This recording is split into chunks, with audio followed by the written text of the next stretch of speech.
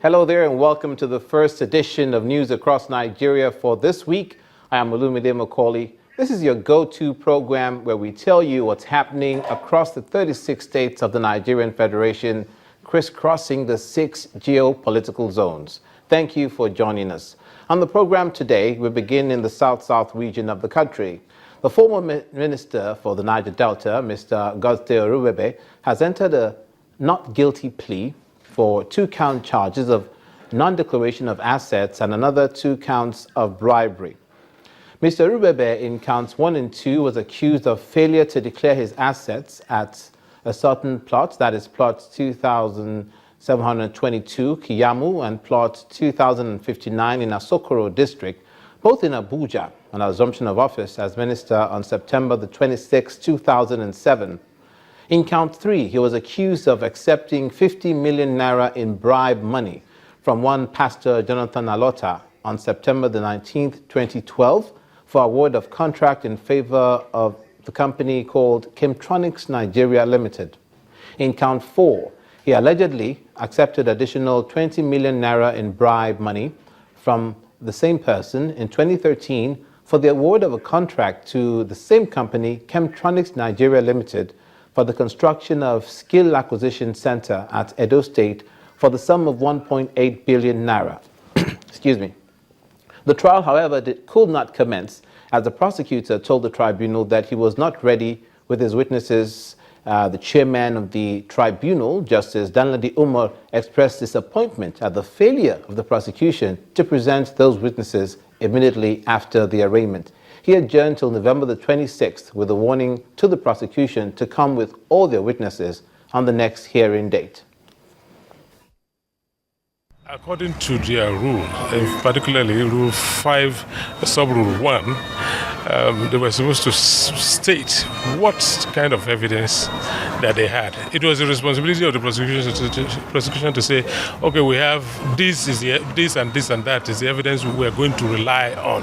They needed to do that before proceeding to the next stage of calling their witnesses. That is what their rules say. But the way it went today, it was as if I was saying something strange, like there were there was some oblivion about their own rules. I don't just get it. Today we were ready to proceed, and that they are not ready to proceed after the heavy weather made out of this case about 10 days ago. One could feel easy to say that probably the allegations are not real. From there, the National Association of Nigerian Students has urged the Code of Conduct Tribunal not to allow itself be used by external forces to harass, persecute, or victimize the Senate President, Dr. Bukola Saraki. Addressing journalists after its inaugural meeting in Ilorin, the Kwara State capital, the zonal coordinator, Saliu Habib, urged the tribunal to allow the Supreme Court to dispense verdict since the matter is still pending. While calling on the tribunal not to set a bad precedent, he advised the Senate President, Dr. Bukola Saraki, to remain focused in the discharge of his duties. You'll recall that the Senate President is facing charges of non-declaration of assets at the Code of Conduct Tribunal. Now from there to the Federal Capital Territory, the President has pledged to respect the independence of the electoral body, INEC, promising that he will not interfere with its functions.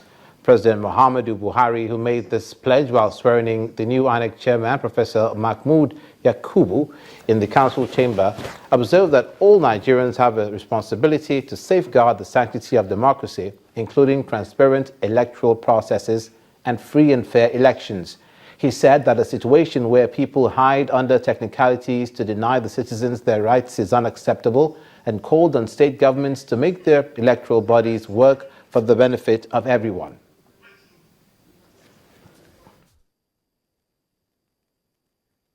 To Benue State now, and to another judicial proceeding concerning an allegation and a court.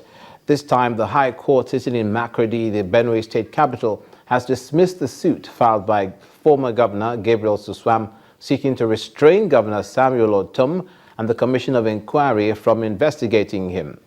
In the ruling, Justice Adam Unum said that the state governor has the power to constitute the panel of inquiry to gather information regarding the affairs of the former governor.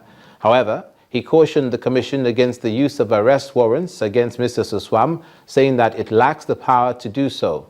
Nevertheless, Mr. Suswam can be invited to appear before it to answer questions regarding criminal breach of trust.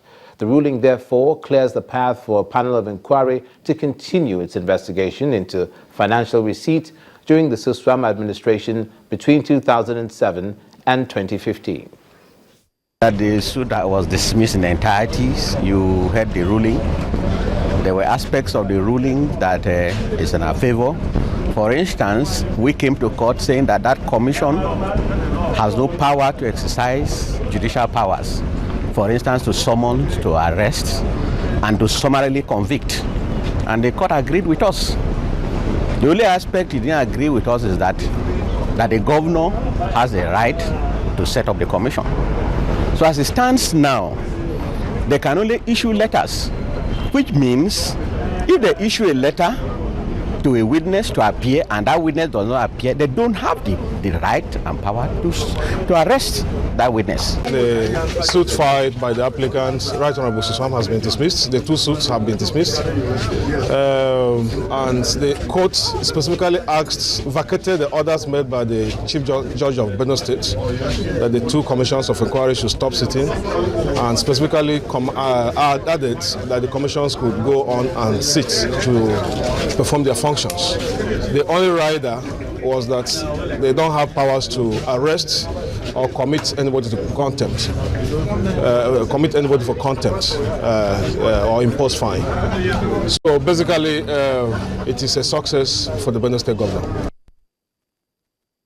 And staying with this story, the governor of Benue State, Samuel Ortom, has asked the former governor to make cash refunds of missing monies to the state government coffers. Now, Mr. Ortom's request follows the High Court ruling today dismissing the suit filed by the former governor. We just showed you with the council talking about it, challenging the decision of the Benue State government to probe him. Governor Ortom listed receipt from the sale of government shares at the Dangote Cement Company and that of Julius Berger, which were not reflected in the state's income and expenditure records. The people of Benue State want to know what happened to their funds. The money that accrued to the state through the sale of Benue State government shares in BCC amounting to 8.3 billion. What went wrong with it? Because we could not find where it was expended, whether it was in compliance with the laws of the land as stipulated in the budget. The money that came to Benue State through Shopee, the money that came to Benue State through the excess crude account, the money that came to Benue State through the sale of shares from Julius Berger, the money that came to Benue State through several other means within the 8 years, because the amount of debt that we inherited is alarming. For the first time, we have witnessed this. So all that we're saying is for people to go out there and verify and rather exonerate themselves. So we have provided a platform for people to go there and exonerate themselves if they are not culpable. But if you are, what we're saying is that you must repent, you must make restitution by returning such monies. Benue State Governor Samuel Ortom, you're watching news across Nigeria. The environment, for good, better or worse, impacts on the livelihood of a people. When we come back after the break, we have more than a couple of stories that are centered around what's happening in certain states and certain environment-related issues. Please stay with us.